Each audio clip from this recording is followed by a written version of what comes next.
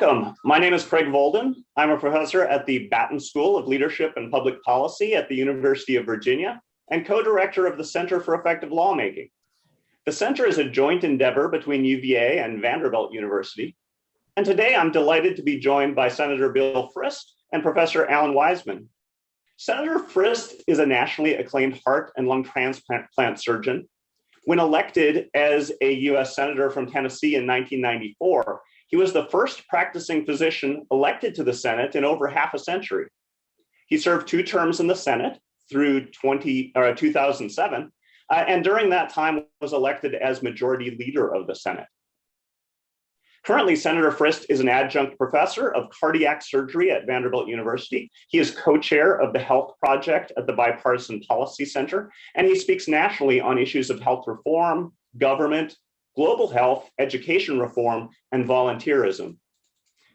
Professor Wiseman is chair of the Vanderbilt Political Science Department and joins me on the Vanderbilt side as the other co-director of the Center for Effective Lawmaking. Prior to joining the Vanderbilt faculty, he taught at The Ohio State University and at Northwestern University's Kellogg School of Management. And he also served as a visiting scholar at the US Trade Commission. Professor Wiseman's scholarship focuses on American political institutions, including legislative, electoral, and regulatory politics. Welcome to both of you. Thank you. Thanks for the introduction, Craig. Thanks so much for joining in this discussion sponsored by the Vanderbilt Project on Unity and American Democracy and by the Center for Effective Lawmaking. Our format today is designed to illustrate some of the constructive partnerships that can exist between scholars and practitioners in thinking through the workings of American democracy. Specifically, I'll be asking you a series of fairly general questions, but would love to hear from you with specific examples from your research, Professor Wiseman, and your practical experience as Senator Frist. So I'll start with a question for both of you. You served as a senator from Tennessee for 2 terms between 1995 and 2007. And based on your activities over that time period, we at the Center for Effective Lawmaking rated you regularly in our Exceeds Expectations category and featured you on our top 10 lists among Republican senators. So first, Alan, what goes into those rankings and how do we know that Senator Frist is so effective as a lawmaker? And second, Senator Frist, how did you approach lawmaking in such a way as to be successful in advancing your legislative proposals? Well, that's a great question, Craig. So in the broadest sense, we at the Center for Effective Lawmaking have calculated or generated what we refer to as legislative effectiveness scores, which serve as a parsimonious metric of how successful an individual member of the House or Senate is at moving his or her sponsored bills through the lawmaking process from introduction until possibly being signed into law by the president. And the way in which we generate this data is pulling down information from the Library of Congress's website, congress.gov, such that for every member of the United States House of Representatives, or in this case of Senator Frist, every member of the US Senate, from 1973 up until contemporary times, we know how many bills each of these individuals introduced within a 2-year session of Congress, and for each of these bills, how far they went through every step in the legislative process. And more specifically, we focus all this information to identify how many bills a given senator might have introduced across a 2-year session of Congress, how many of those bills received any sort of action in committee, such as being the focus of a markup or a hearing, how many of those bills received any sort of action beyond committee, including being reported from committee, being the focus of floor discussion, how many of them passed the Senate, and then ultimately how many of them became law. And of course, not all bills are equal. You would expect it's going to take, or it's going to be more challenging to pass major healthcare reform, for example, in comparison to some sort of commemorative measure. So for every bill, we also essentially upgrade or downgrade them based on their relative substantive significance. Where commemorative measures are relatively downgraded, those bills that are the focus of significant media attention are upgraded. We denote them as substantive and significant. And the overwhelming majority of legislation, probably about 90 to 95% of most bills in a given Congress, are identified as being substantive. So for each member of the US Senate, then, we identified how many bills they introduced, where they fall with regards to these significance categories and how far they went in the process. And we use this data to create, as I referred to before, a legislative effectiveness score that within the Senate, for example, in a 2-year session of Congress, they take on an average value of 1. So any senator who has a score above 1, we denote them as being above average. Anyone who has a score below 1, we denote them as being below average. And we consider Senator Frist's legislative record from the time he first stepped into the Senate in 1995. It was clear in Congress after Congress after Congress, he was a high performer, both in regards to other members in his cohort, those people who were elected to the Senate at the same time as him, as well as the Senate overall. So much so that if we take a look at where he was in his second term, his second congressional term in the Senate, which began in 1997, we see that even though he was relatively junior, he'd only served in Congress for 2 years, he was among one of the most high-performing Republican members of the Senate. In fact, according to our metric, he was ranked 13th out of 55 across all Republican members of the Senate in terms of his ability to get his sponsored legislation through the lawmaking process. He was even more successful in the subsequent Congresses, and even when he became majority party leader of the Senate, he still engaged in lawmaking very actively, introducing many bills and seeing them advance their ways through the legislative process from introduction until ultimately becoming law. And we see this even more so if we look at some of the areas in which he specializes, such as health policy, where he's incredibly successful. So how did you get all that done, Senator? Yeah, Craig, it's great to be with you, and Alan, you as well. It's really interesting to hear Alan's discussion and the metrics, the measures and the metrics that are used for effective lawmaking. And what I hope to do a little bit is to talk about some of the behind the scenes things that may have contributed to it, but also the point that Craig, you had implied and Alan made. So much of what we do in the Senate lays the groundwork, especially in healthcare policy, for what comes 4 years later, 6 years later, and we can talk a little bit about it later, even 8 or 9 years later. Again, it takes a long time to develop that policy. And when you're on the innovative or cutting edge, like a number of the issues that I got involved with, around healthcare and innovation and creativity and addressing new issues, the best you can do is introduce those, actually put bills in that may or may not progress, get bipartisanship, and then have people build on them years later. But what I brought to the Senate was a past with growing up in a household, and again, is implied. I came to the United States Senate with no political experience in elected or appointed office. I never run for public office, never served in public office. I was in a different profession for 20 years where I was concentrated every day on a single patient and getting them to be as healthy as they possibly could, and then jumped to the Senate. Mom was kind of a blue dog Democrat. Dad was a physician, a conservative Republican. So I grew up in sort of spirited dialogue in the House whenever it became to issues. I came with the concept that was popularized and given a definition by Howard Baker from Tennessee, a majority leader before me, my mentor in many ways, that concept of a citizen legislator. And the year that I came in, I ran in 94, came in 96, unlike the 10 other elected senators that year, they had all served either in appointed office, elective office. They had been congressmen or women. They had been senators, and I'd been none of that. I'd been a doctor for 20 years. And that was interesting in terms of effectiveness later, because I was a surgeon, and a surgeon in the field of medicine, you're not in psychiatry, you're not in family practice, you're cutting and you're fixing and you're making a diagnosis and you're held accountable for every time you operate on somebody. I was the only physician in the Senate. The last one had been a practicing physician, had been elected in 1928. So I was 1 out of 100, even though at that time health was probably about 15, 16% of our economy. But there was only one doctor there. And I mentioned medicine because I'd taken an oath. The oath to my career was to do no harm. Nobody else in that body had taken that oath before coming there. In medicine, you treat people equitably, fairly. You treat them equally. You treat them with the equity in terms of identification and diagnosis and treatment. And that's all part of this culture of medicine. And that is very different than the other 99 senators who were there. I was trained for not just a few years, but 20 years to listen empathetically, to diagnose, treat, be held accountable. And that's that ethos that I brought to the Senate when I was there.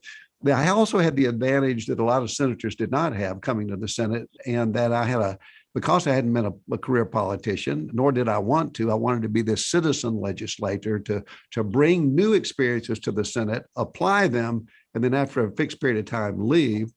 But being new to politics, I had a whiteboard. I had a clean slate. I wasn't locked down with previous votes in the past that I had to stick to.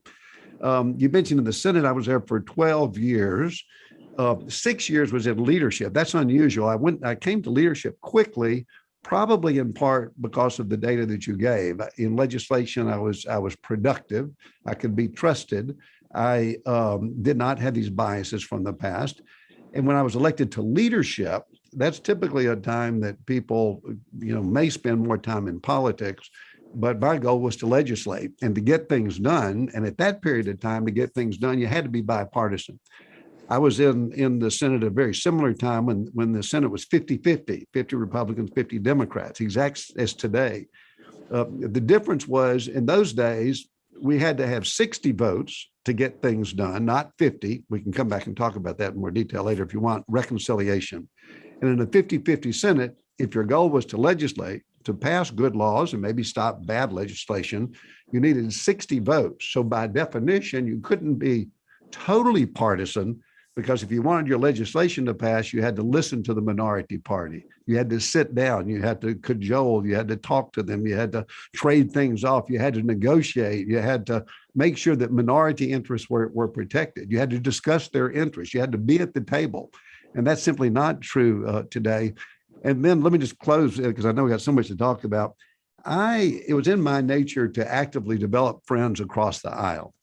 So what today would be considered oddfellows, Hillary Clinton was a great friend today. In fact, we write op-eds today in support of certain issues. But she and I passed legislation and worked on legislation that was foundational to technology in the health world. The bill, I think, was called the Health Technology to Enhance Quality Act. And it became the foundation for a bill that passed 4 years, 2 years after I left. Joe Biden and I worked together, passed legislation on global infectious disease. He was chairman of foreign relations at the time, and we collaborated on a bunch of legislation. One that's pertinent today is the Global Pathogen Surveillance Act. And John Kerry and I did a lot of the foundational work on HIV/AIDS and the ultimate PEPFAR program. So I mentioned that in that I came to this body in a different way. I knew I wasn't going to stay forever. If I was going to pass legislation, I had a fixed amount of time to do it. And with that, hopefully some of that was the background that translated into what you clearly have documented more objectively of being relatively effective. Fantastic. So much there to unpack. And so, I'll take those one at a time. One of the first things that strikes me, Senator, is that potential importance of focusing on a specific set of policy issues rather than being a generalist. From being interested in health policy as a student at Princeton to being a practicing physician, and then taking that expertise to the Senate in advancing a number of health policy proposals. How much did that kind of accumulation of knowledge, the expertise of being the only doctor in the Senate, for example, play a role in how you approach lawmaking? Did you stay in your lane mostly? Did some of that previous experience, help in how you formulated the legislation? How did that play out?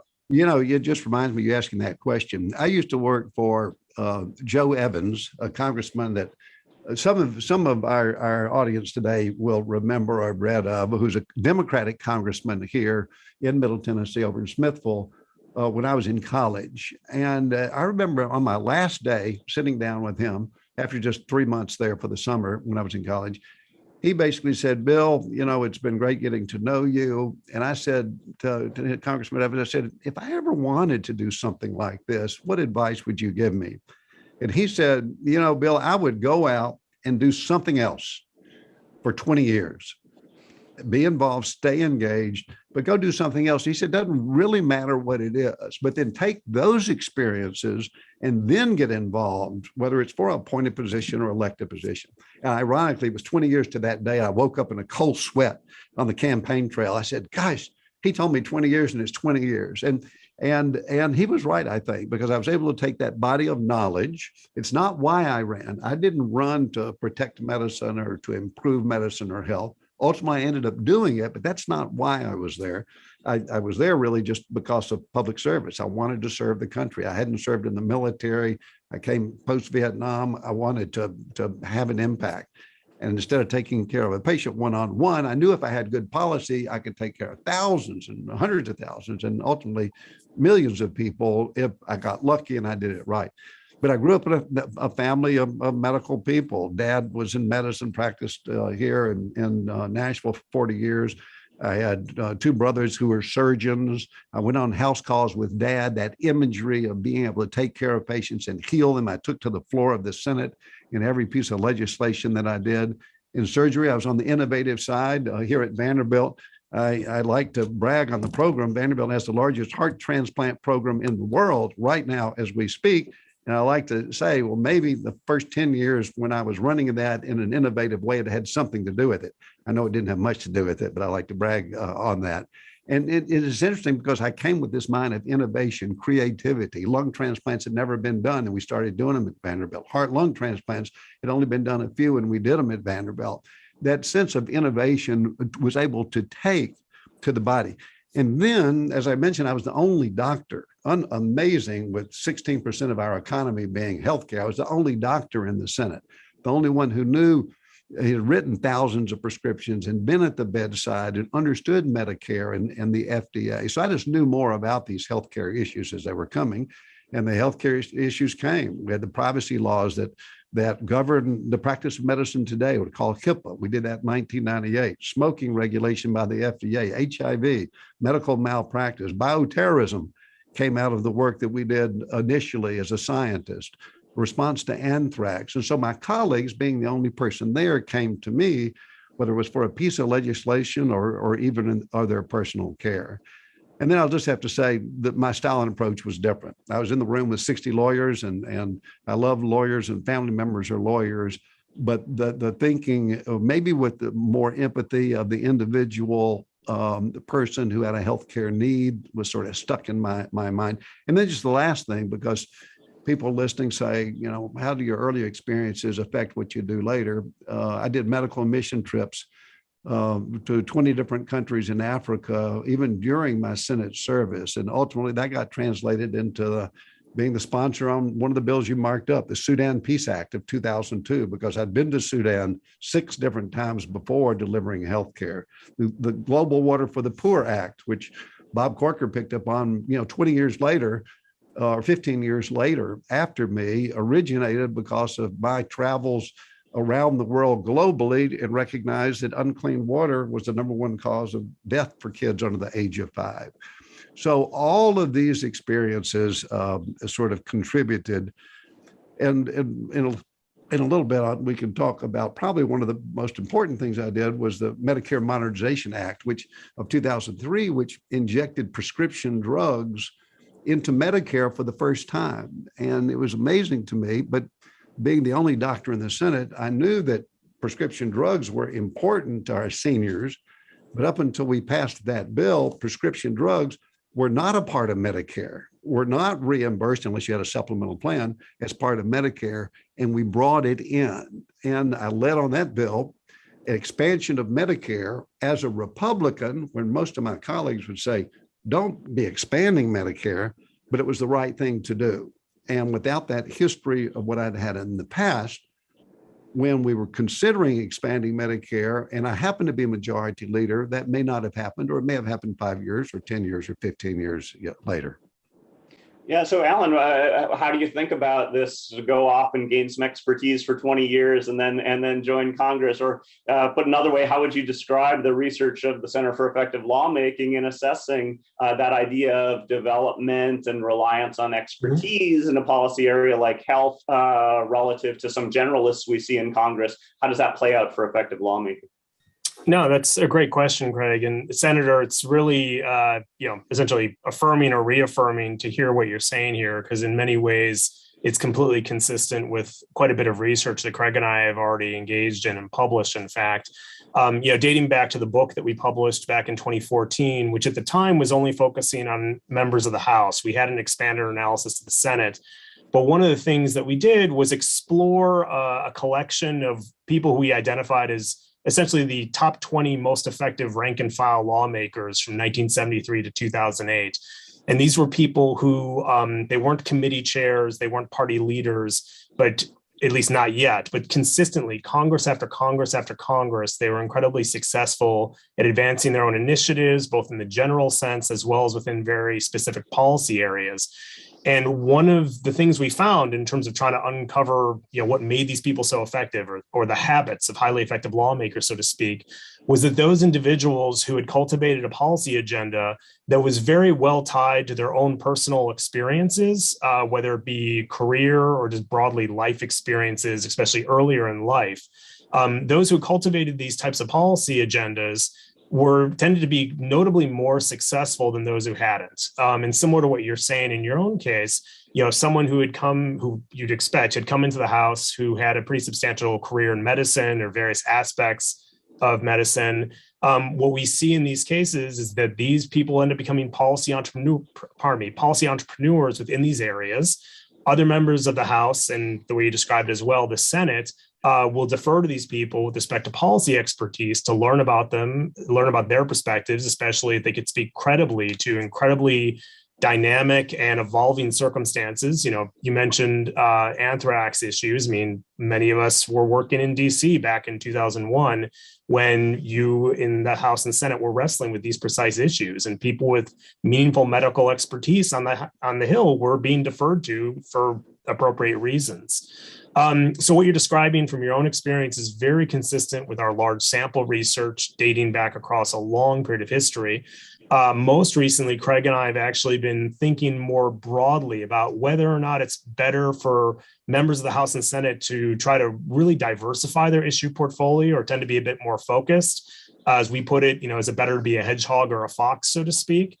And what we found in both the House and the Senate is that it's generally better for senators, for example, to focus most of their policy agendas on one specific issue. So maybe about 50% of their policy agenda, if it's focused on one issue, and then they scatter their attention across a few other issues, these senators, and this is drawing on quite a bit of data, basically going back to 1973, these senators tend to be notably more successful at advancing their agendas than those who end up being quite expansive in their issue portfolio, introducing bills across 10, 15 different issue areas. So once again, what you're talking about here in terms of your own experiences, how you're able to draw on your own expertise and really concentrate on some issues that are very important to you, and you had quite a bit of personal experience with it, that really comports very nicely with things we found in our data really across the last 40 years in the House and Senate. Yeah, no, it's really, really interesting. I spend a lot of time, I've been out now almost 20 years now, and we're still active in policy, but spent a lot of time, was on the phone 2 nights ago with people who want to run for the Senate because of the experience.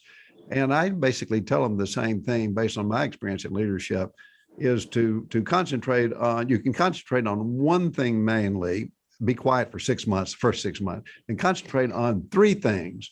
One's going to take about 50% of your time, or should, and people will recognize you're only 100 people in the body, at least I'm speaking from the Senate standpoint, if you do that, and then take 2 other issues, but no more than that as you go forward. And that's generally my advice, what I've just seen, which does correlate exactly with what you said quantitatively. That's great to hear. Now, when we're thinking about those successes and what to focus on and so on, it seems like there's also a bit of a pull between, just things you're interested in, proposals on behalf of your constituencies here on behalf of the people of Tennessee, but also kind of the broader idea, what am I in this for? What is my public service here? Maybe I'm making major proposals on behalf of my party or on behalf of the president or on behalf of kind of the American people more generally, not just focused within my constituency. How did you really balance those broader, wide-ranging initiatives with your own interests and priorities, maybe perhaps especially when you were Senate Majority Leader and having to carry a lot of water there? Yeah, that's a really a great question. And I was elected by 7 million Tennesseans, and they sent me to Washington not to be majority leader of the United States Senate, where I had 350 million constituents. And then when I came back to Middle Tennessee, here where I grew up, people say, we elected you to help us right here at home. Yeah. And because I was leader of the Senate, but not entirely, because when I went up there, I was involved in foreign relations because I felt this connection to the world, and I traveled around the world doing medical mission trips, as I mentioned.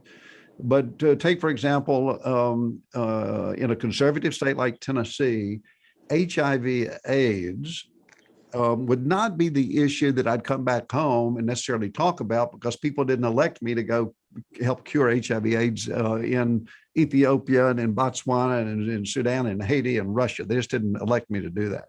But when I got there, being the only physician in the Senate and one who had traveled and treated AIDS patients throughout Africa, I knew that HIV/AIDS was killing 3 million people globally every single year. That's more people than died in the Korean and the Vietnam Wars combined every year. And that it was a global public health crisis, like a pandemic, but a huge pandemic that there was no end in sight.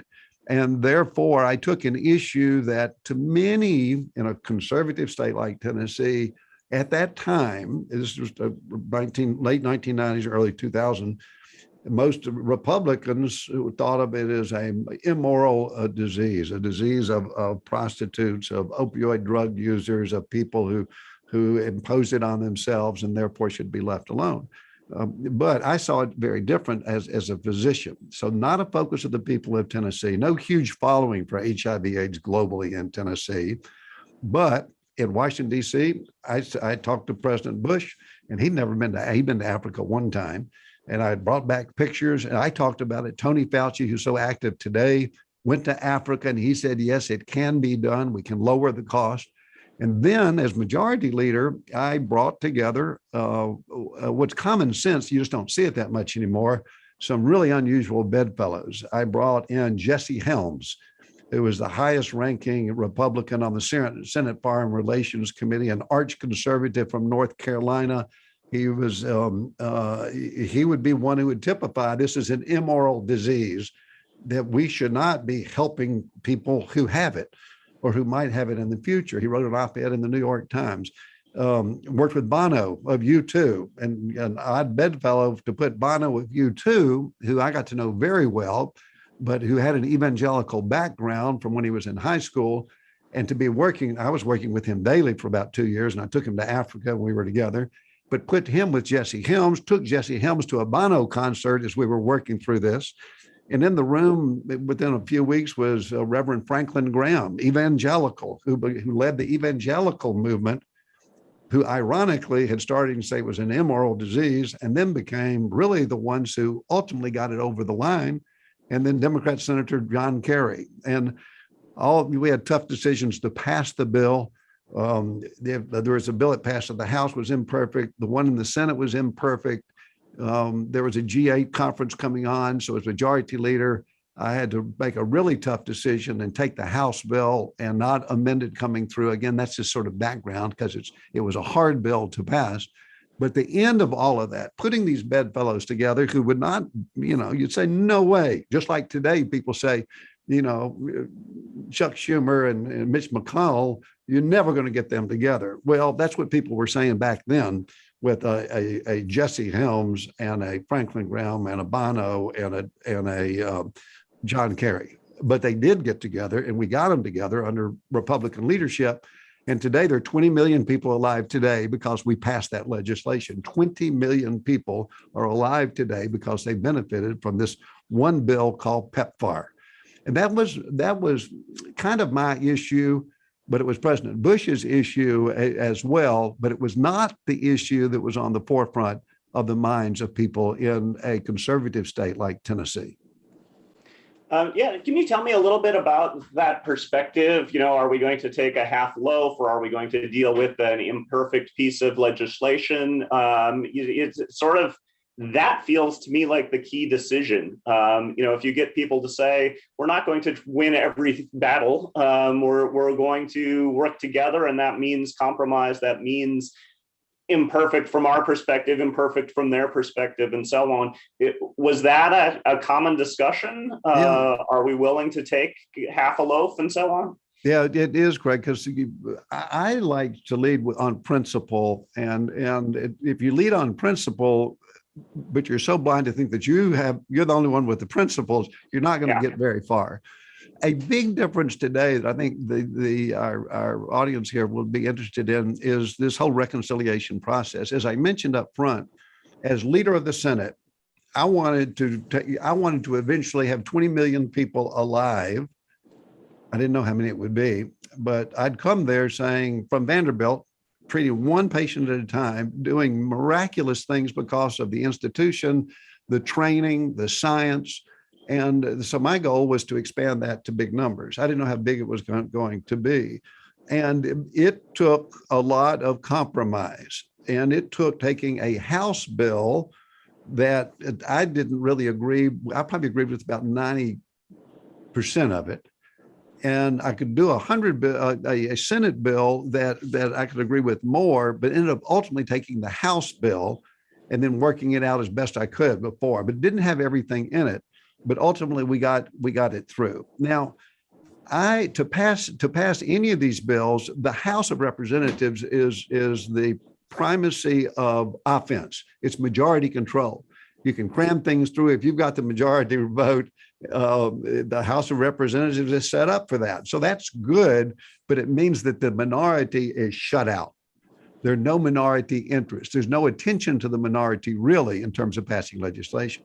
The Senate, the body that I had the opportunity to lead, is much more the primacy of defense. It's the primacy of minority interest. And that's why we had a filibuster. And I know it's got a bad name now, or we have a thing called cloture, and we set these thresholds. And the threshold that we've had for decades and decades was 60 votes. And therefore, in a 50-50 Senate or 51-49, when we did PEPFAR, that meant, and the Medicare Modernization Act, the prescription drugs, that meant that Bill Frist, leader of the Senate, had an obligation to sit down with those 10 people on the other side. And those 10 people on the other side, and it could be Republican or Democrat. I was Republican, they were Democrat. That means they're going to say, well, I understand you're in control, the majority party. I also understand you can't pass that bill unless you take some of our interest.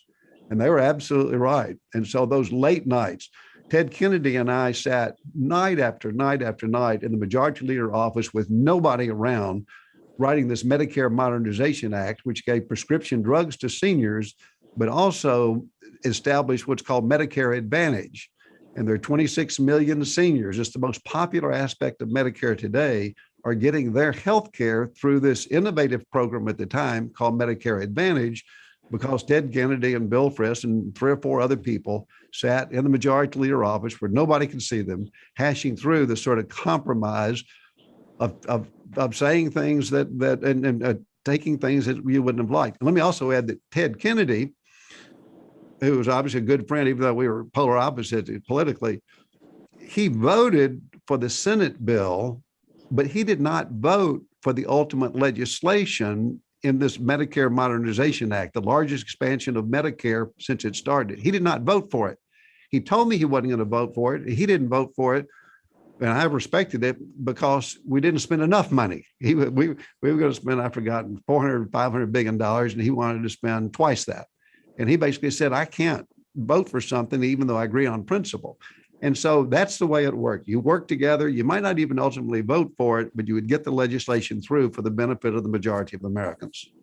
Yeah, that's fascinating. And Alan, I want to kind of bring in the scholarly perspective on this. And so, recently we're seeing this back and forth, with President Biden's agenda going one way on infrastructure with the bigger supermajority necessary and building back better using the reconciliation process. When you think about senators and representatives trying to work through those proposals, often on behalf of the administration, presidential initiatives, what does the scholarship suggest, Alan, are some successful strategies? Presidents have big ideas and they need to get through Congress, given how polarized and partisan Congress has become, what does the scholarship suggest?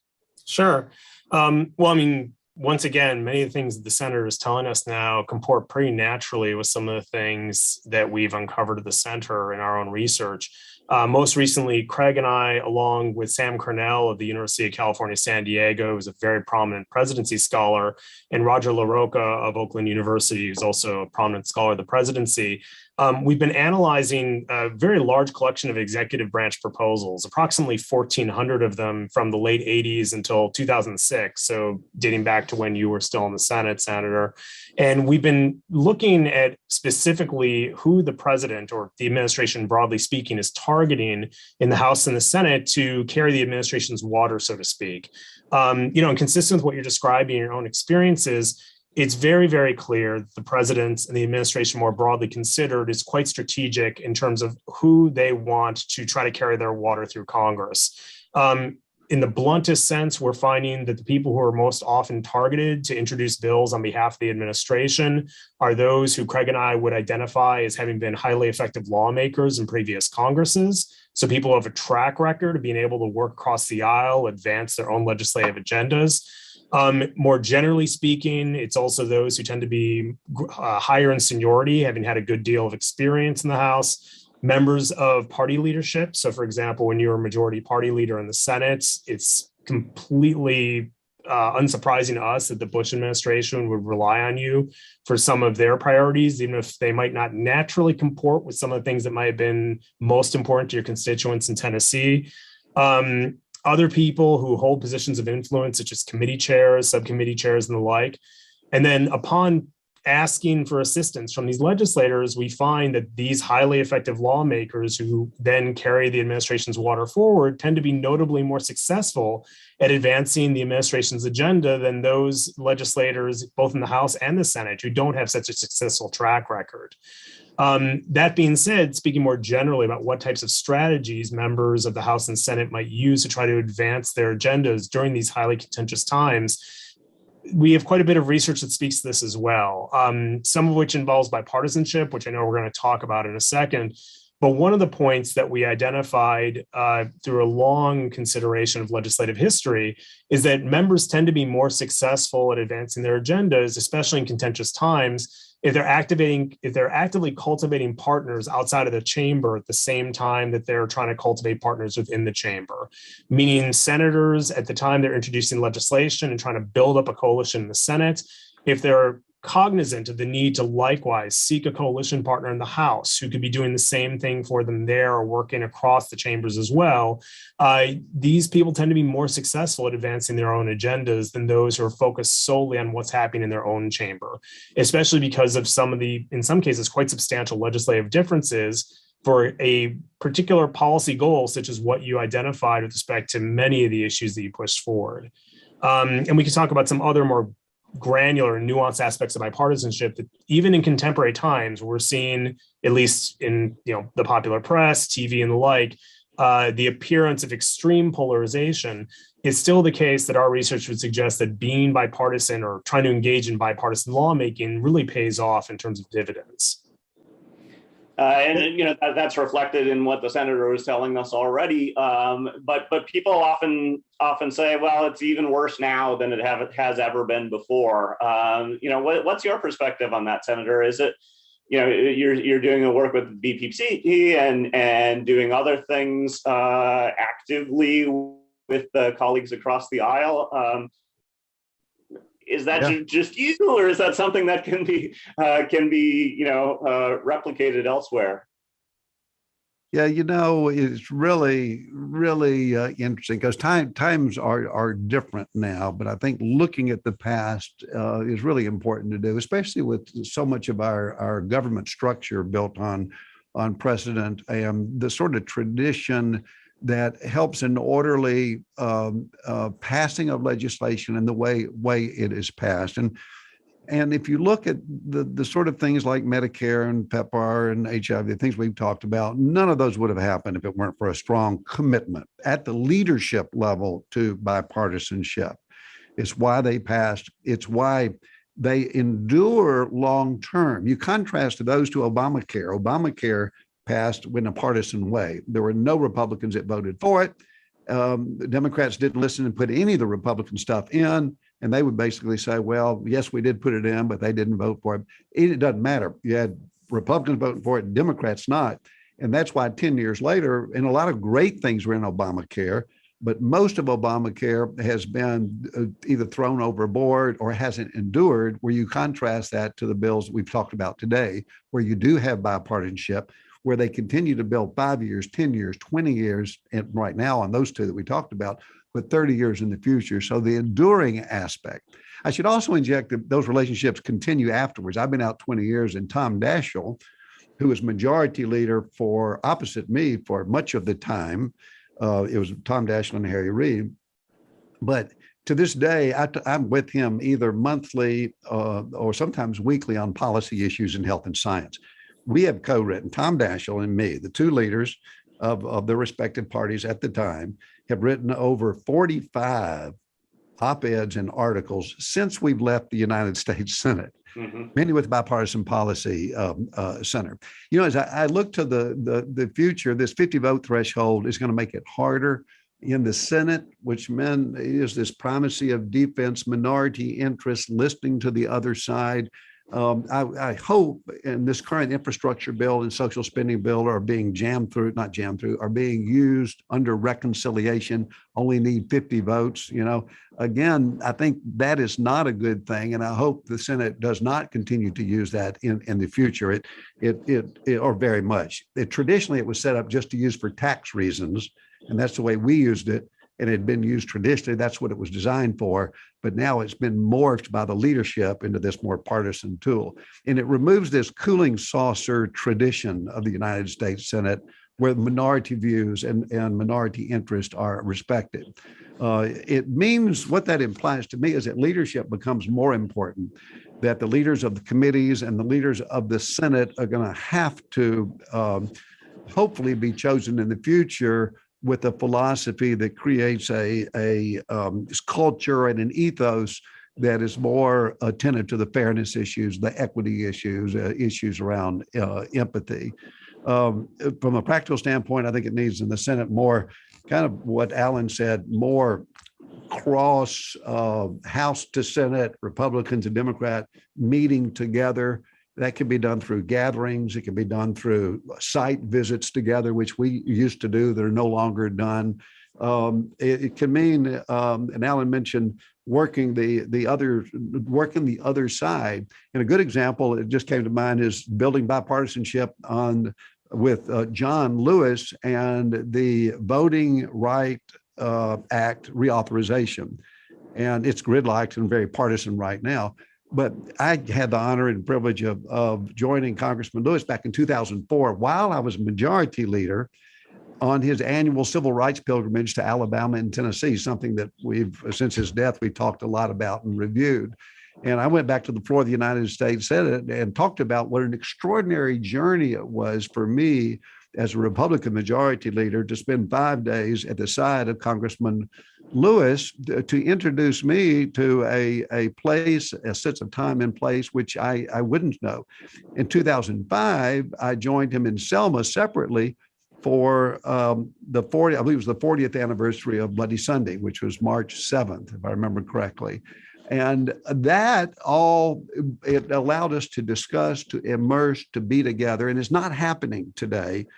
And then what I did, I passed a resolution. I'm not sure, you mentioned resolutions, how you write them, but I passed a resolution recognizing the 40th anniversary of Bloody Sunday.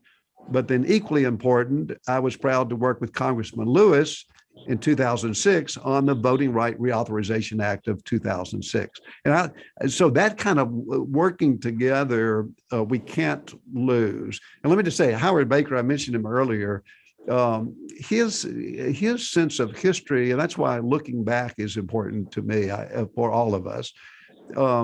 We have a history in Tennessee of bipartisanship. Howard Baker, who always followed his conscience, and he told me when I was getting into it, that's what you need to do. He has the whole history of supporting Lyndon Johnson's Great Society programs on civil rights. I'm really interested in sort of the climate and global warming now, And it was Howard Baker who, working in a bipartisan way, became the most important figure in the 1970 Clean Air Act. And it's that sort of working together that can address the big issues of the future. And there are issues out there that we can find unity and common ground on in the future.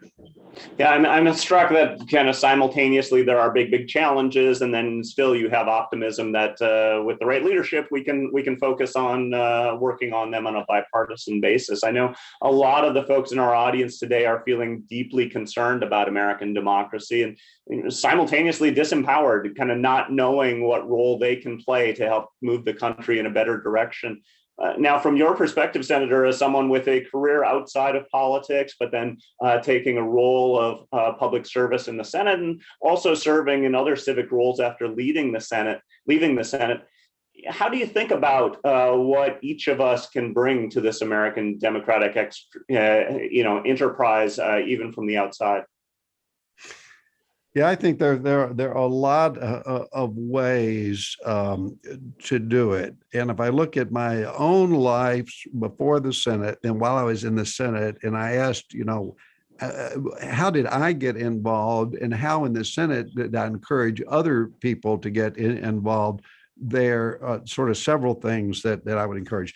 And first and foremost is don't give up on the political process. And it's so easy to be discouraged. And I get discouraged. And even coming through this pandemic, what you see, the partisanship, the 50-50, the red versus blue is discouraging. But we can't give up. And why? It's really because our children, the future generations, are going to suffer. Number two, local actions, just being engaged in our local communities can make a huge difference. One of the things that I did in Tennessee before I went to the Senate was while I was a doctor working right here at Vanderbilt, was instead of I'd leave the operating room and then I'd go work on a little public policy issue to return the organ donor card to the driver's license in Tennessee. And this was back in the late 1980s. And it was a small project, I thought, and it started small, but ultimately it grew, and it grew into a bigger and bigger movement. And it also got me interested in policy because I could see what policy does. The fact that 2 years later, every driver's license in Tennessee issued had an organ donor card on the back. Before going to the Senate, I volunteered while I was a heart transplant surgeon, working every day, 18 hours a day in those days. But I took a little bit of time to join a Medicaid task force that was in the state. Thirdly, I'd say people need to get out, or I encourage people to get out of their comfort zone. In my own case, and this happened even when I was in Washington, I would take these medical mission trips that I mentioned to throughout to really 12 different countries. And I had the tool of being able to do medicine, but what it allowed me to do is a service. So I got huge gratification for myself. And this is before the Senate and during the Senate. Most of it was actually during the Senate. It allowed me to listen in my environment and then take it back and actually apply what I learned, whether it was HIV/AIDS or clean water being so important. And then I would encourage people to write traditional letters to the editor. It's so easy to still do. And with the blogs that are out there, it's easy to do. And in my own world, I was writing about the things that I'd see every day in terms of taking care of patients and saying that we can't lose that by having too much government regulation on top of doctors and on top of insurance companies coming in. And then lastly, since I left the Senate, so this citizen legislator concept that Howard Baker, basically, he would tell me, the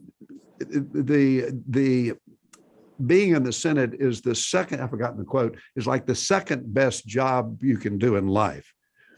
And I said, why second? And because whatever else you do is first. And so you take that to the body. And then he used to always say, and be ready to quit. In other words, don't stay there forever, because you're not going to be fresh forever. We need some people around for a long period of time to share with the new people, but you don't need to stay there forever. And that brings me to sort of after the Senate. And so for the last 18 years, I'm asking the same question. What can I do to stay engaged? And when I left the Senate, and after 20 years in medicine and 12 years in government, I said, what's the single most important thing that I can do to donate $1 to or to spend an hour with that'll have the largest incremental impact. And so, again, at that point, I was just a regular citizen, but it was 12 years ago, 13 years ago, 14 years ago. And we started a local grassroots education reform initiative to support teachers and to support using technology appropriately in schools and to lift every child up and make them ready for college or career or some sort of advanced degree. And today, that foundation is called State Collaborative on Reforming Medicine. It's called SCORE, SCORE, and it's now statewide.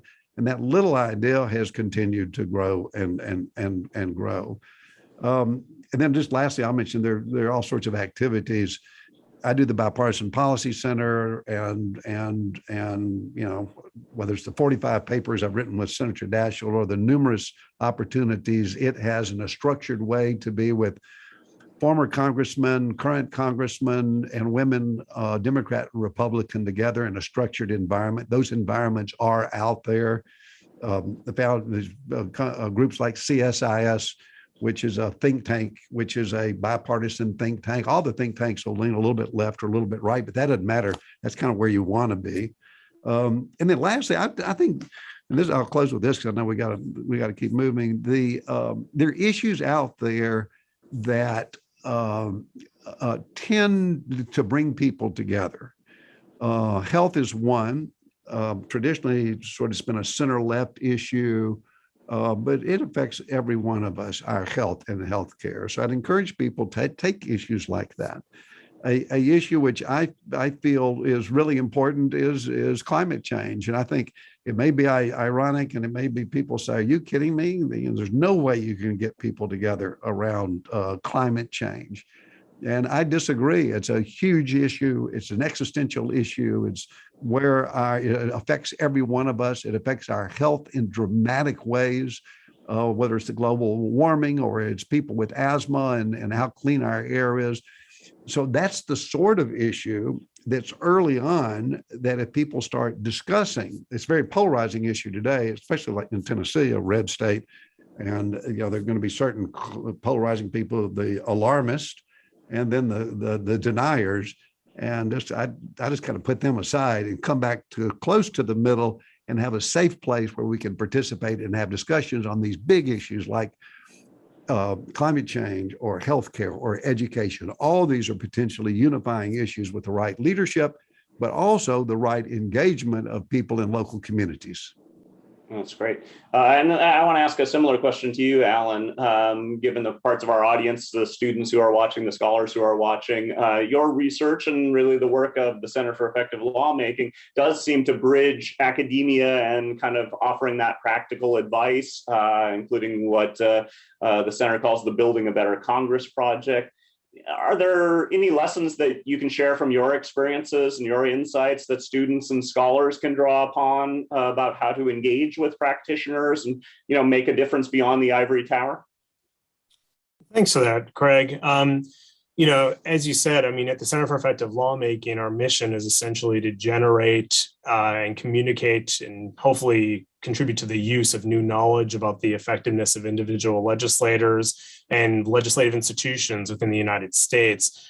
And to that end, in terms of thinking about potential best practices, the ways in which either academics or students could either be better informed or engage with the public sphere, I think the issues that Craig and I have been wrestling with over the past several years, both in terms of our research and our outreach, has really convinced me, even more so than I believed or thought about years ago, is that right now, especially given that we're engaged with some pretty contentious debates across a wide array of policy issues, that there's clearly a hunger, or I would at least say a need for objective or at least transparent insights regarding, essentially what's going on in the world. And even though people clearly are very passionate about issues, many of these debates often lack data, or at least are drawn from transparent data analysis, which could either be very large sample and quantitative, which is what Craig and I engage in largely, but we also engage in, precisely these types of conversations we're having with you, Senator, where we're trying to learn about your insights and the insights of others who have served in the institution.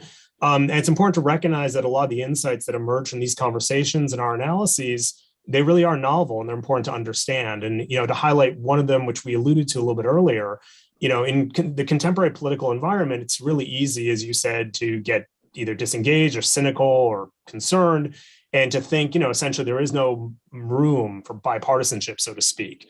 And as I alluded to a little bit earlier, Craig and myself and our collaborator, Laurel Harbridge Young at Northwestern University, have a research paper that draws on data from 1973 up until 2016. So admittedly, it's not the last 4 years, but that's a pretty broad swath of history to demonstrate that members of the House and the Senate who actively cultivate co-sponsorship networks for their bills among members of the other party are notably more successful at advancing their legislative agenda items than those who don't actively cultivate bipartisan co-sponsorship networks. And it's important to recognize that, you'd expect that to hold for the minority party. If you remember the minority, you really are working uphill, so you need to make sure you have majority party buy-in. But the important finding that we uncover, among others, is this holds even for members of the majority. Majority party members who are actively cultivating co-sponsors of their legislation from members of the minority, they're notably more successful at getting their bills through the legislative process in the House and the Senate. And that's true today, or at least as of 2016, but it's true in the 21st century. It's true in the latter part of the 20th century. This is a consistent finding that says a lot about what needs to be done or the steps that legislators could take to help advance their agendas, which definitely flies in the face of the way in which we're being presented with the images of the world in terms of how policy really develops or what's necessary to help one advance their agenda. So bringing this back more generally to think about what members of the academy or scholars and think tanks, as you were referring to, Senator, could do, I would really urge people, not everyone wants to engage with the public sphere, and I totally respect that and think there's different roles for different people in different institutions, but to do what you can to make it transparent what the nature of your research is and try to broadcast that to the most appropriate and hopefully loudest audience possible so people could learn from you. Really, because only from trying to accumulate this body of knowledge, whether or not you're studying Congress or elections or public opinion or just the nuance of policy implementation, really only by trying to publicize this research, that this is what these people do for a living. These are the experts in the room. This is how we really try to advance our cumulative understanding of what's going on in the country. With respect to students, and this is more or less a rebroadcast of what I say to people when I teach my courses, is it's really important to recognize you need to be critical consumers. You need to be breaking out, or I'd advise you essentially to, break out of your normal circles of interaction, discussion, and, try to critically evaluate to the extent that you can the information you're receiving from disparate parties. Get engaged and be an active learner. And, the extent to which hopefully some of the people that are viewing this are still engaged or still part of an academic institution, reach out to your faculty for suggestions as to what you can be reading or other areas you could expose yourself to. Because for all intents and purposes, for those of you who are in college from 18 to 22, you're going to learn a lot of stuff, but more importantly, from my perspective, is you're hopefully going to learn how to learn and how to evaluate evidence and how to draw insights from what you're exposed to that's going to really influence your perspectives moving on. And you shouldn't take that for granted, and it'll definitely help you become a notably more engaged and well-informed citizen as you move beyond college, graduate school, and the like. Well, I really appreciate both of your perspectives and the time shared today, and that idea that whether we're students or whether we're citizens out there or whether we're in the Senate, we can look for that common ground and start to work to address some of these problems. Thank you so much. I hope our audience appreciates the conversation as much as I have. Appreciate it. Thank you, Greg. Thank you, Alan. Thank you very much. Thank you.